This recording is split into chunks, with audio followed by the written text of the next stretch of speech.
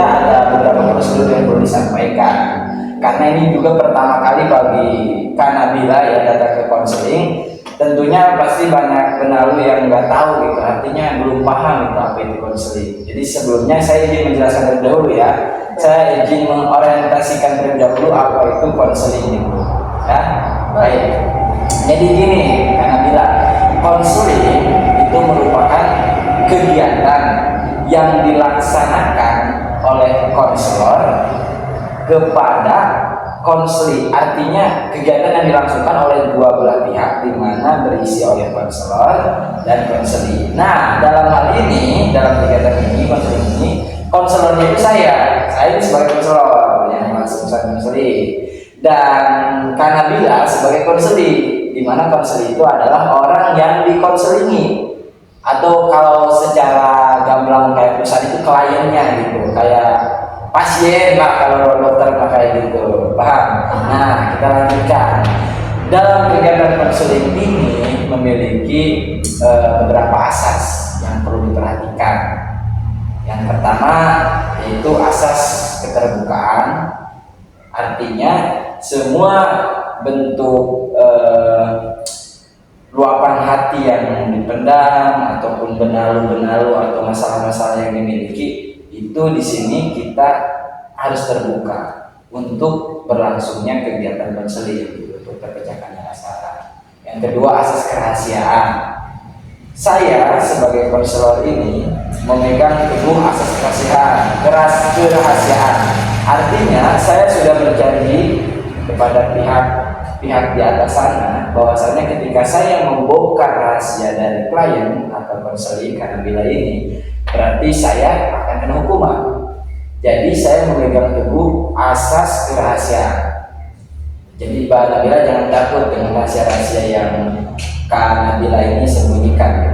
Yang ketiga yaitu asas isinya asas yang tanpa paksaan.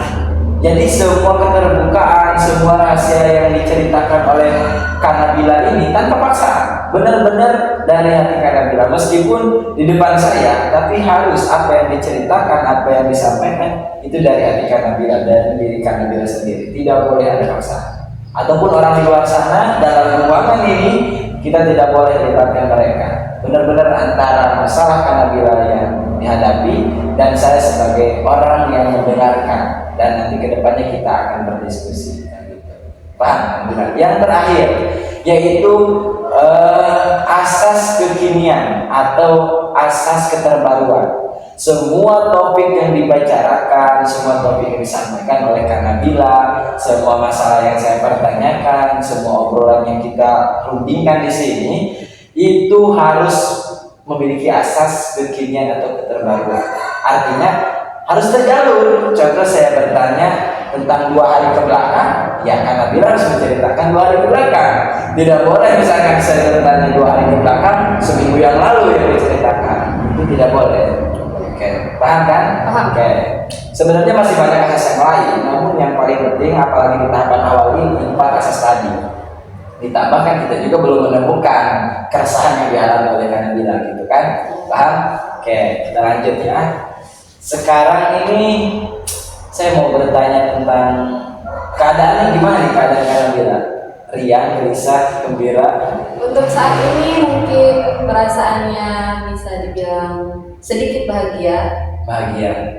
Berarti alhamdulillah ya bahagia. Tapi kayaknya karena sekarang lagi bahagia nih Kak Nabila ya, dan alangkah baiknya supaya kedepannya kita melangsungkan kegiatan ini berjalan, konseling ini berjalan, kita bersama-sama baca basmalah. Bismillahirrahmanirrahim. Oke. Biasanya nih Kak Nabila kalau malam sebelum tidur suka langsung tidur kan, atau misalkan suka gundah dulu, gelisah dulu, atau bagaimana? Biasanya kalau misalkan sebelum tidur, apalagi jadwal tidur saya itu pasti tidur di atas jam 12 malam. Ya karena mungkin yang awalnya banyak pikiran atau memang banyak keresahan itu menjadi faktor utama saya tidur pun nggak teratur gitu ya. Dan sudah menjadi kebiasaan dan itu kebiasaan saya gitu. Kalau tidur pasti ada. Oke, jadi intinya karena Bila ini dalam tidur itu tidak teratur ya, banyak keresahan, banyak pikiran gitu kan.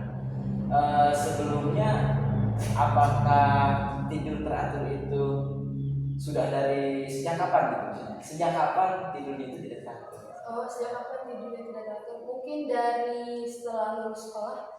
Setelah lulus sekolah, Ya. lulus sekolah alia. Ya. Nah, ya. Ya dari SMA ya, dengan SLTA. Oke, siap. Oh, jadi pada saat itu karena Bila langsung tidur tidak teratur gitu kan? Berproses sebenarnya ya, yang biasanya tidur pas waktu sekolah di bawah jam 10 malam atau memang bisa jadi di bawah jam 9 malam, tapi ketika setelah lulus Ya.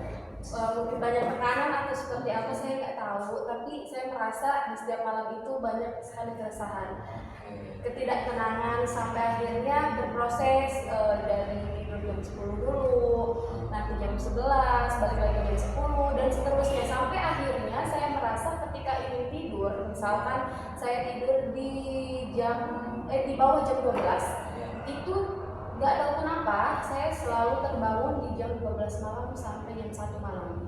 Terbangun atau Sendiri? terbangun Ya. atau belum tidur? Terbangun kalau misalkan saya tidur di bawah jam 12 malam. Jadi itu alasannya kenapa sampai kan nanti saya nggak bisa tidur lagi sampai jam 3 nanti gitu kan. Nah, pilihan saya dibanding saya nanti bangun jam tengah malam, akhirnya saya memaksakan diri untuk tidur di atas jam 12 malam atau memang tepat di jam 12 malam nanti saya tidak tertidur kembali. Kalau boleh tahu nih Kak Nabila, itu kira-kira pas kalau mau tidur sebelum jam 12 ataupun selama dari jam 12 ke bawah sampai jam 12 itu suka memikirkan apa? Biasanya pemikiran yang saya pikirkan adalah yang pertama tentang kondisi keluarga, kedua ekonomi, dan terakhir mungkin overthinking tentang masa depan. Oke, jadi masa depan juga kan. Sekarang Kak Nabila lagi kuliah atau lagi kerja atau lagi bagaimana? Biasanya saya rebahan sih. Rebahan. Enggak. Iya, rebahan gimana maksudnya nih? Rebahan sampai kuliah juga banyak sekarang. Iya. Enggak, biasanya saya kerja sih, tapi part-time gitu loh, jadi enggak dari pagi sampai malam terjadwal gitu. Sebelumnya itu keinginannya emang kerja atau keinginan kerja atau ada faktor lain? Kalau untuk kerja karena keinginan saya bukan kuliah itu bukan faktor utama saya, bukan tujuan saya ketika lulus. Saya enggak pengen kuliah, tapi kalau misalkan jalannya kuliah ya saya jalani gitu, prinsip saya. Karena memang tidak terhubung oleh ekonomi pula gitu ya, jadi ya tidak mau saya kerja seperti itu. Oke, berarti benar-benar tanpa tekanan kerjanya ya? Tanpa Karena emang hati juga, emang nggak maksa kuliah juga gitu kan? Oke, jadi tapi saya mau nanya lagi nih, apakah misalkan sekarang ini kan udah kerja, udah punya gitu kan, meskipun ya pasti beda-beda kan soal kalau misalkan bicara soal upah mah, kerja udah ada, misalkan kuliah bukan tujuan utama juga. Kira-kira masalah atau keresahan lain itu ketika kerjaan nggak dapet, nih kuliah kalaupun nggak tercapai juga masalah kan, dengan tujuan di awal nggak terlalu ambis banget kuliah gitu. Kira-kira hal lain apa lagi nih yang membuat benalu Kabila itu terganggu gitu? Sebelumnya kalau misalkan tadi saya bilang kuliah itu bukan tujuan utama saya, tapi terkadang ada satu sisi misalkan saya selalu terpikir bahwa sebenarnya orang tua saya ingin memberikan fasilitas terbaik mungkin untuk anaknya, pendidikan yang lebih tinggi lagi di tingkat SLTA gitu, setelah tingkat SLTA. Tapi ada hal yang membuat orang tua saya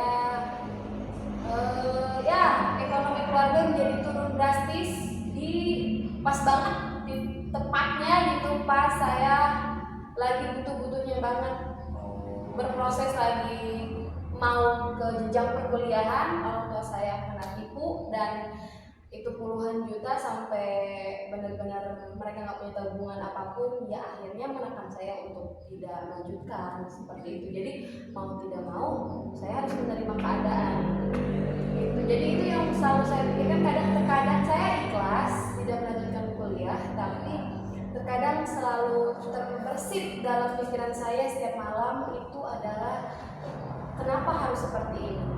Kalau memang tidak seperti itu, pasti saya bisa seperti anak yang lain. Tapi seandainya masalah tadi itu sudah diceritakan atau belum sama orang tua, sama ayah? Kalau untuk orang tua, jujur saya lebih ke bersikap happy aja dan bersikap saya baik-baik saja gitu. Tapi sebenarnya mungkin dari hati yang paling dalam saya selalu merasa saya pengen seperti anak-anak yang lain. Kita boleh diceritakan perlakuan orang tua atau kegiatan orang tua dan anak dalam keluarga Kabila itu? Kalau misalkan dengan ibu, saya biasa panggil mama. Kalau misalkan dengan mama, ada momennya saya baik, maksudnya baik tuh kita kayak bestie ya gitu. Cuman orang tua saya itu menekankan bahwa nggak seperti orang tua lainnya sih, lebih tepatnya ke menekankan bahwa saya orang tua kamu, kamu anak saya gitu. Tidak seperti orang tua yang lainnya memang menganggap bahwa anak itu adalah ya teman gitu. Tapi orang tua saya tidak, terutama mama ya gitu. Tapi terkadang ada momen kita bercanda bareng gitu, ada momen kita ngakak bareng. Tapi ada juga momen dimana ketika orang tua saya marah misalkan, itu memang mereka tidak main fisik, tapi dari kata-kata begitu banyak yang menyakitkan. Terus dari ayah gimana? Begitupun sama. Tapi sama ayah hubungannya juga ada baik dan tidaknya. Ya, ada baik dan tidaknya, dan hal yang paling saya benci dari mereka adalah ketika mereka marah. Ucapan mereka tidak terjaga. Hal itu. Oke. Jadi gini, saya ingin menyimpulkan dulu nih ya, bukan menyimpulkan secara keseluruhan, artinya dari cerita yang setelah diceritakan. Jadi pertama dalam proses pendidikan kan kami bilang mungkin meskipun bukan tujuan utama yang karena sadar dari kondisi juga gitu kan, tapi sempat berpikir bahwa berkeinginan ke orang lain namun tidak mungkin juga keadaannya. Benar seperti itu. Nah, yang kedua dari segi keluarga, ketika problem masalah-masalah kecil tadi kayak misalkan kuliah kah, pendidikan kah, kayak kerja kah gitu kan, pemikiran anak kayak gitu kan. Jadi ketika keluarga dalam keadaan goyah gitu, posisi marah, itu yang bikin Kanabila tertekan gitu. Oke. Dan itu yang menjadi salah satu faktor saya untuk tidur tidak teratur. Oh, mungkin itu ya. Tapi biasanya keseringan masalah-masalah tadi atau ada masalah lain? Mungkin hanya itu, tapi kalau masalah lain apa ya? Ya mungkin dari lingkungan teman. Oh, Seperti itu. berarti sebenarnya mah yang urgent itu yang tadi disampaikan, karena mungkin kayak gini ya, ini kalau misalkan salah, ngomongin aja salah, karena kan saya nggak tahu soal diri Kabila kan, saya mah hanya melatari saja gitu, menyediakan wadah, kalau benar ya benar gitu. Jadi istilahnya kayak gini nih Kabila, berarti Kabila ini seolah bahwa masalah kecil apapun seakan jadi besar karena punya masalah tadi itu kan, yang kayak keluarga kalau ngambek ngepek ke Bila padahal kalau misalkan keluarga nggak ngambek, ayah nggak ngambek, mama nggak ngambek, masalah kayak gitu kecil-kecil kayak gitu bisa dilewatin sama Kabila gitu. Tapi karena misalkan pas pulang ke rumah mama sama bapak ngambek, itu ngambeknya yang paling dibenci sama Kabila, sehingga ya ini deh ya, jadi istilahnya semua datang gitu kan, betul gitu kan. Oke, berarti benar sekali. Tapi sejauh ini Kabila sudah melakukan apa saja untuk mengantisipasi itu? Biasanya selalu berusaha untuk berpikir positif sih. Lebih kayak mungkin menerima takdir aja sih. Lebih ke menerima takdir, kayak buat apa juga menyalahkan keadaan. Toh memang jalannya memang seperti ini kan, dan proses manusia itu kan berbeda-beda gitu. Jadi lebih ke menyadarkan diri aja bahwa mungkin ini yang terbaik dari Tuhan. Mungkin belum sekarang gitu. Tapi itulah faktor-faktor utamanya sih membuat saya kenapa datang ke sini. Kenapa saya diusulkan kalau saudara saya untuk masuk ini. Sebenarnya saya juga sedikit punya pengalaman ya Kabila. Ini sharing pengalaman, artinya biar Kabila itu apa namanya ya, bisa sedikit mendengar dari pengalaman saya. Jadi kalau misalkan sekiranya nanti mau dicoba ya itu mah gimana Kabila itu. Saya juga sama gitu dalam kondisi orang tua saya dulu sebelum saya menjadi konselor kayak gini, sebelum saya sukses kuliah kayak gitu sama. Tapi alhamdulillahnya saya itu ya bedanya kita nih ya Kabila, kalau Kabila ini kuliah itu bukan tujuan utama. Artinya keinginan kuliah itu muncul ketika sudah bulatnya bukan tujuan utama gitu. Ya kan? Kalau saya mah kuliah itu jadi tujuan utama, sehingga masalahnya itu muncul ketika dalam menggapai tujuan itu Kabila. Jadi orang tua sama kayak gitu, mungkin kalau marah-marah seperti Kabila enggak, tapi dalam artian sifat yang tidak disukai orang tua itu saya dulu punya Kabila.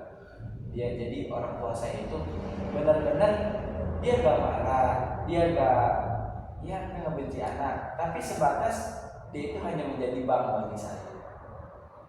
Ngerti gak? Ya hanya peruangan saja, tidak pernah memikirkan udah makan belum gitu. Iya itu kan. Dan pada posisi itu sebenarnya hampir sama dengan Kabila tadi, intinya kita sadar bahwa itu kekurangan orang tua kita, dan yang terpenting saya harus belajar dari kekurangan orang tua untuk kedepannya menjadi seseorang yang bisa lebih baik lagi. Sehingga ya kita pertama sabar, yang kedua mengikhlaskan, kayak ya ikhlas, artinya ikhlas itu tidak apa-apa tidak punya orang tua seperti orang lain. Nah itu kan yang penting mereka adalah orang tua kita, ketika mereka salah kita tidak boleh mengikutinya. Dan alhamdulillah dari pengalaman saya itu, alhamdulillah saya berhasil meneruskan kuliah saya bisa sekarang di bangku konselor kayak gini, alhamdulillah Kabila. Jadi itu cerita saya. Nah sekarang ini nih Kabila, ini cerita saya udah didengar kan. Kabila ini kan sudah punya yang artinya antisipasi terbelakang udah, kayak lebih sabar, lebih berpikir baik gitu kan. Dan dampaknya bagaimana Kabila ke diri Kabila? Yang mana yang Contoh nih kayak sabarnya? Yang sabar terus berpikiran baik itu berdampak gak? Ya sangat-sangat berdampak.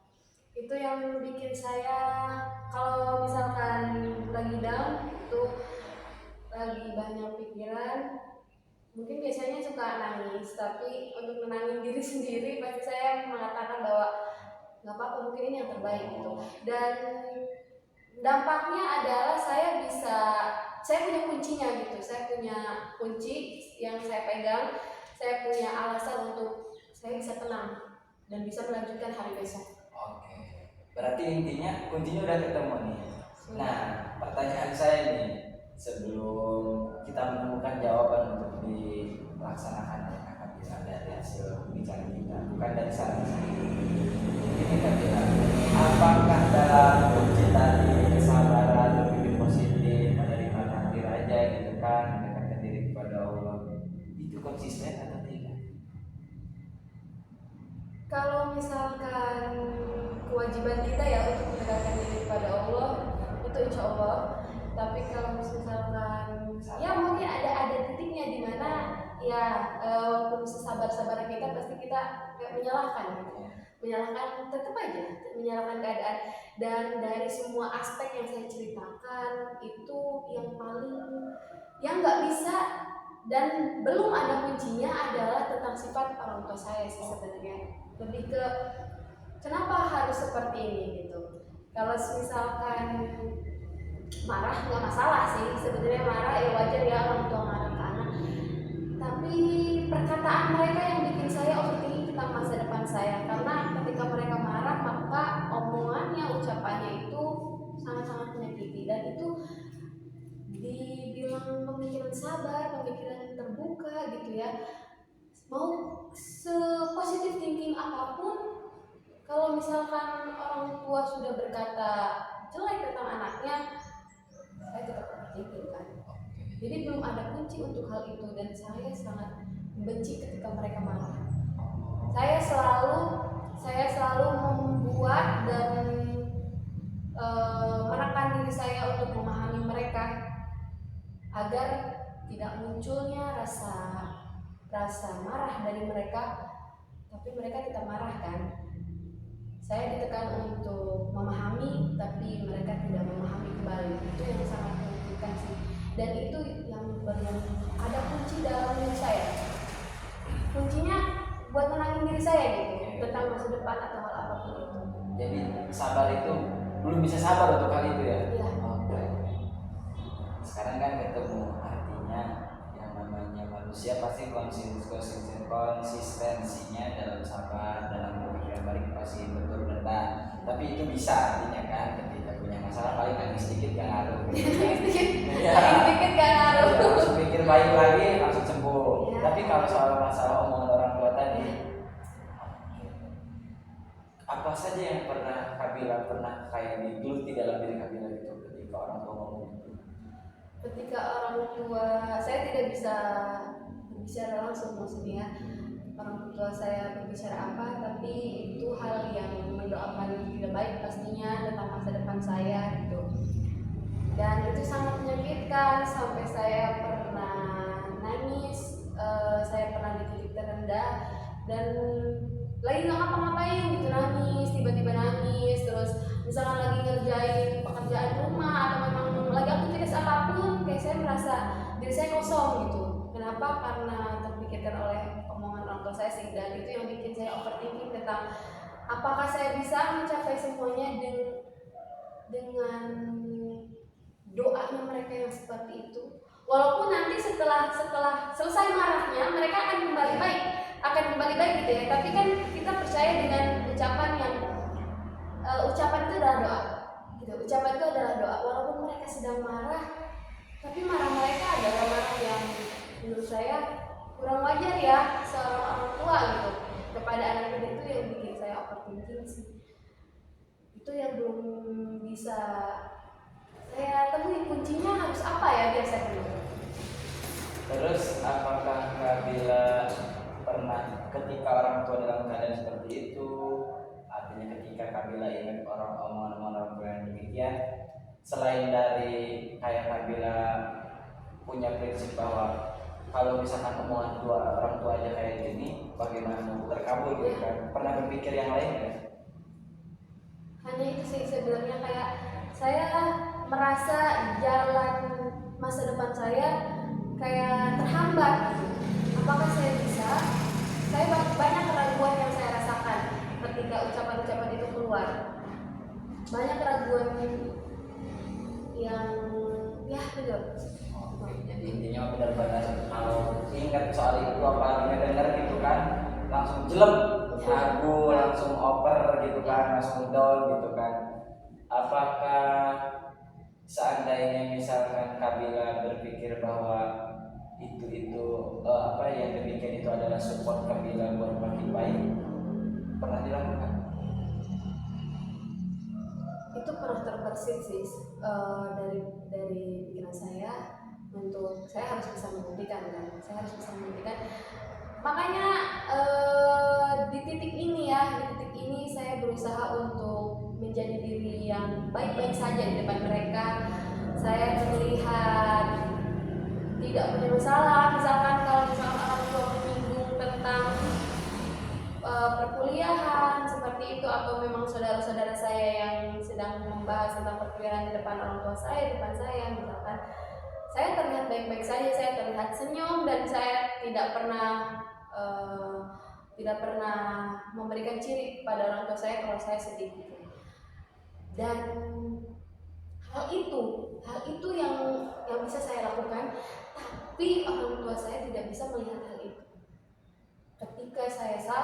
ketika saya melakukan sebuah yang menurut mereka salah gitu, padahal saya tidak melakukan kesalahan, atau memang misalkan saya melakukan sesuatu, pasti semuanya butuh ada sebab akibat kan, ada sebab akibat.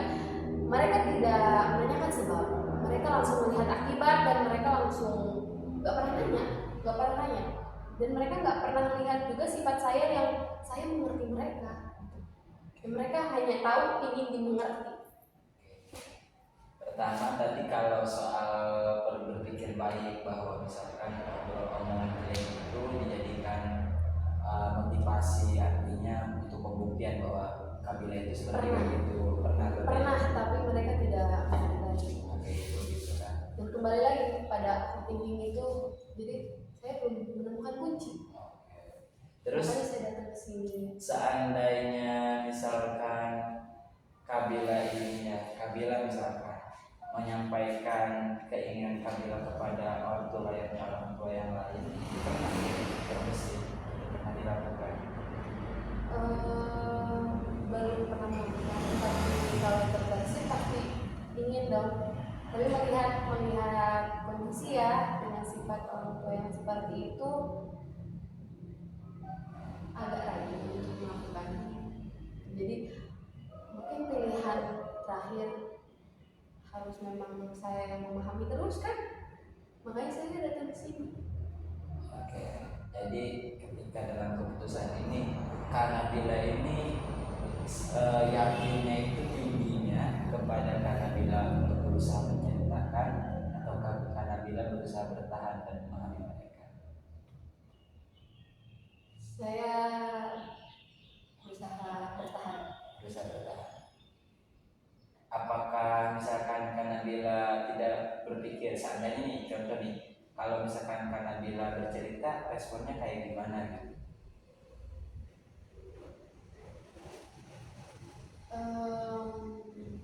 Pasti orang tua saya akan merasa bersalah, pastinya, dan itu hal yang saya hindari. Makanya selama ini saya berpura-pura tidak ada masalah, tidak ada hal apapun kan, saya bersikap baik itu kan untuk menjaga perasaan orang tua saya. Itu yang saya lakukan. Kenapa saya tidak curhat keinginan saya atau apapun itu, ya karena saya tidak ingin melihat orang tua saya menangis karena merasa bersalah tidak bisa memberikan yang terbaik kan, seperti. Jadi akhirnya saya berusaha bertahan. Jadi dalam kondisi itu dan keadaan orang tua juga, situasi Kanabila, jadi Kanabila ini lebih yakin untuk tetap bertahan dan tetap sabar gitu kan, jadi berusaha memahami orang tua, demikian. Oke, jadi sekarang biasanya Kanabila itu kalau lagi, artinya lagi puyeng banget gitu kan, masalah down gitu, setelah ada hal yang nguatin, kayak misalkan mungkin orang lain atau mungkin kayak hal apa gitu. Biasanya saya kalau misalkan udah nggak bisa ditahan sendiri atau kalau udah kuat banget, saya cerita ke teman saya yang menurut saya percaya sama dia gitu. Saya bisa bercerita dengan seluasnya, nggak saya ceritakan ya, tapi pasti dong kalau rasa-rasa lebih ke sakit hati mungkin ya, tetap ada. Berarti seandainya kalau misalkan Kanabila berusaha menjadikan hal itu bukan hal yang baru terjadi, apakah bisa dong? Gimana? Contoh nih, kan udah tahu karakter orang tua kayak gitu, suka marah-marah kayak gitu. Kabila ngomong ke diri Kabila bahwa, ini tuh bukan hal baru gitu. Udah tahu orang tua bakalan apa kayak gini, orang tua sifatnya kayak gini, ngomongnya jelek-jelek. Apakah kira-kira Kabila bisa membuat diri Kabila ini bahwa bodoh amat gitu kayak sikap orang tua yang kayak gitu? Pernah dicoba atau enggak? Belum pernah. Coba seandainya nih, kan Kabila yang tahu situasi keluarga Kabila. Contoh, orang tua Kabila marah. Kamu itu anak bla bla bla bla, kamu itu gak tahu bla bla bla bla, ini bla gitu bla gitu bla. Terus Kabila dengan mudahnya jalan hati, biasanya juga gitu. Ya, biasanya gitu. Ya mah ya. Gitu. Jadi iya dengan sentimen itu dan biasanya gitu bisa gitu. Pernah dilakuin? Kata-kata biasanya juga gitu. Kenapa harus dipikirin sih? Gitu. Belum pernah. Seandainya itu dilakuin, Kabilanya gimana dan orang tuanya bakal bagaimana? Kira-kira kan Kabila yang tahu keadaan rumah kan? Mungkin itu bisa jadi salah satu kunci nggak sih? Ya, saya tidak tahu kan. Saya soalnya kan ini tentang kehidupan Kabila, diri Kabila. Jadi seandainya ini ya kan, ini artinya kita berbuka. Tujuan konselor itu untuk membuka pikiran bahwa masih banyak orang lain yang peduli. Seandainya kan ini udah sering ya, udah pasti sering kan, udah masalah ini ngambek lagi, masih ngambek lagi, udah sering. Seandainya nanti Kabila itu mengkonsep bahwa dalam hati Kabila bahwa apaan sih ngomong ngambek itu udah dari dulu, kenapa harus dipikirin gitu. Kan Kabila, saya juga katanya ini taruhlah Kabila kan saya juga nih yang ngomong bahwa nggak mau cerita ke orang tua jangan gitu, takutnya nyakitin dia. Kan saya juga yang pengen tetap bertahan dalam keadaan ini. Kenapa harus dipikirin? Udah biasa kok dari dulu juga. Bila kuat kok sampai sekarang masih hidup gak bunuh diri gitu. Pernah berpikir kayak gitu? Belum pernah. Nah, kira-kira kalau dilakuin mau nyobain dulu nggak kayak gitu? Kayaknya itu hal yang menarik untuk dicoba nggak sih? Biar nggak terlalu overthinking. Iya, itu. Karena memang itu hal yang udah biasa kan? Iya.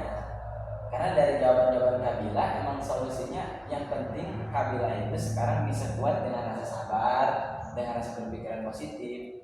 Dan menurut saya nih saran saya itu kalau seandainya dengan hal tadi kayak misalkan apaan sih ngambek kayak gitu, tapi dalam hati Kabila ini ya kan apaan sih mah ngambek kayak gitu dari dulu udah diambekin bila biasa aja kenapa harus dipikirin gitu.